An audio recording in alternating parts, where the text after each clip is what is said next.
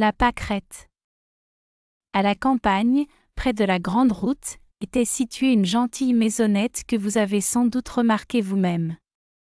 Sur le devant se trouve un petit jardin avec des fleurs et une palissade verte, non loin de là, sur le bord du fossé, au milieu de l'herbe épaisse, fleurissait une petite pâquerette.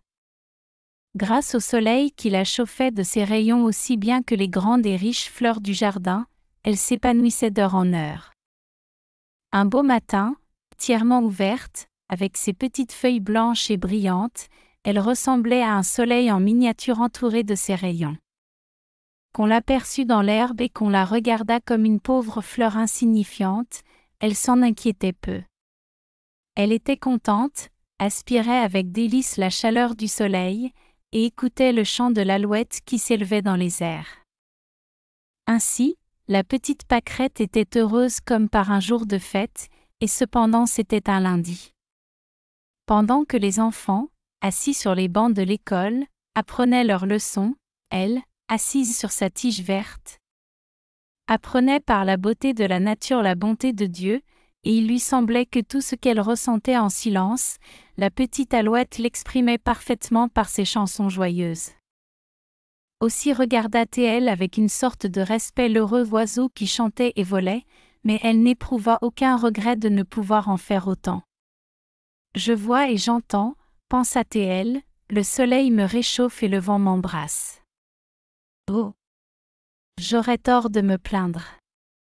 En dedans de la palissade se trouvait une quantité de fleurs roides et distinguées, moins elles avaient de parfum, plus elles se redressaient.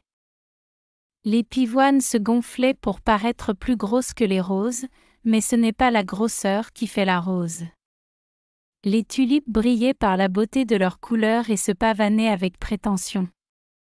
Elles ne daignaient pas jeter un regard sur la petite pâquerette, tandis que la pauvrette les admirait en disant « Comme elles sont riches et belles ». Sans doute le superbe oiseau va les visiter. Dieu merci, je pourrai assister à ce beau spectacle.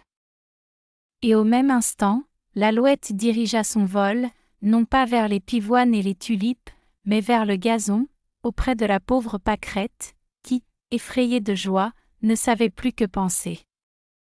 Le petit oiseau se mit à sautiller autour d'elle en chantant, comme l'herbe est moelleuse. Oh! La charmante petite fleur au cœur d'or et à la robe d'argent. On ne peut se faire une idée du bonheur de la petite fleur. L'oiseau l'embrassa de son bec, chanta encore devant elle, puis il remonta dans l'azur du ciel. Pendant plus d'un quart d'heure, la pâquerette ne put se remettre de son émotion. À moitié honteuse, mais ravie au fond du cœur, elle regarda les autres fleurs dans le jardin. Témoin de l'honneur qu'on lui avait rendu, elle devait bien comprendre sa joie. Mais les tulipes se tenaient encore plus roides qu'auparavant, leurs figures rouges et pointues exprimaient leur dépit. Les pivoines avaient la tête toute gonflée. Quelle chance pour la pauvre pâquerette qu'elle ne puisse parler! Elle lui aurait dit bien des choses désagréables. La petite fleur s'en aperçut et s'attrista de leur mauvaise humeur. Quelques moments après, une jeune fille armée d'un grand couteau affilé et brillant entra dans le jardin, s'approcha des tulipes et les coupa l'une après l'autre. « Quel malheur !» dit la petite pâquerette en soupirant, « voilà qui est affreux, c'en est fait d'elle. » Et pendant que la jeune fille emportait les tulipes, la pâquerette se réjouissait de n'être qu'une pauvre petite fleur dans l'herbe. Appréciant la bonté de Dieu, et pleine de reconnaissance, elle referma ses feuilles au déclin du jour, s'endormit et rêva toute la nuit au soleil et au petit oiseau. Le lendemain matin, lorsque la pâquerette eut rouvert ses feuilles à l'air et à la lumière, elle reconnut la voix de l'oiseau, mais son chant était tout triste.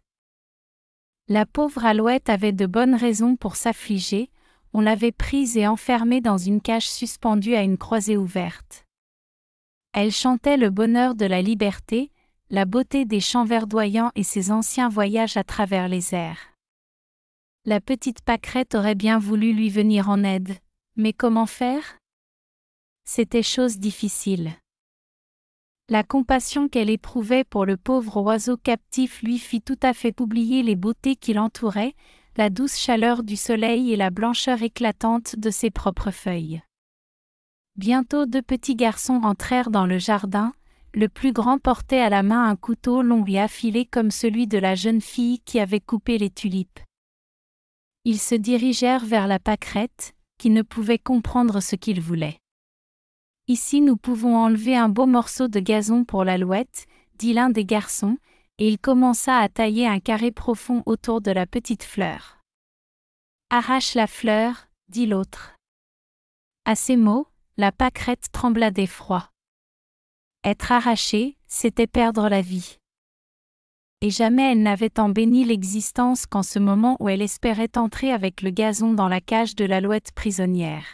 « Non, laissons-la », répondit le plus grand, « elle est très bien placée. » Elle fut donc épargnée et entra dans la cage de l'alouette.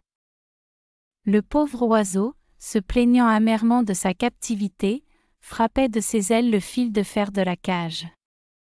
La petite pâquerette ne pouvait, malgré tout son désir, lui faire entendre une parole de consolation. Ainsi se passa la matinée. « Il n'y a plus d'eau ici », s'écria le prisonnier, « tout le monde est sorti sans me laisser une goutte d'eau. Mon gosier est sec et brûlant, j'ai une fièvre terrible, j'étouffe. Hélas!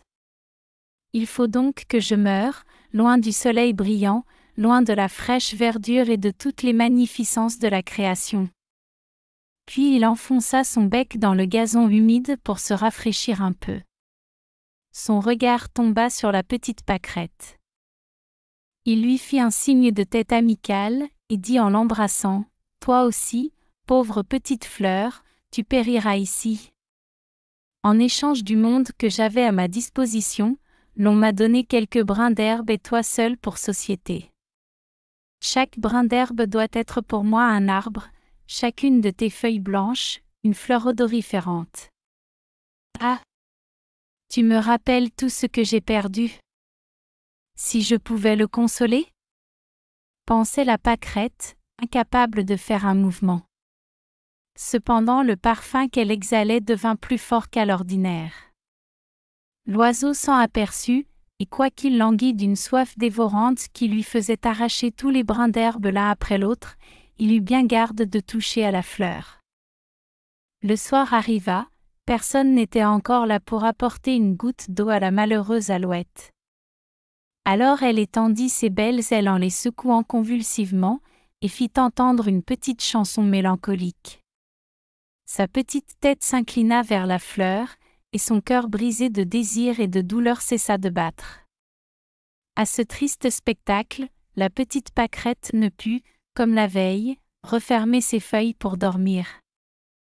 Malade de tristesse, elle se pencha vers la terre. Les petits garçons ne revinrent que le lendemain. À la vue de l'oiseau mort, ils versèrent des larmes et lui creusèrent une fosse.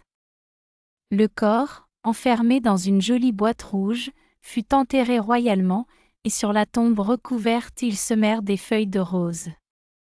Pauvre oiseau! Pendant qu'il vivait et chantait, on l'avait oublié dans sa cage et laissé mourir de misère. Après sa mort, on le pleurait et on lui prodiguait des honneurs. Le gazon et la pâquerette furent jetés dans la poussière sur la grande route, personne ne pensa à celle qui avait si tendrement aimé le petit oiseau.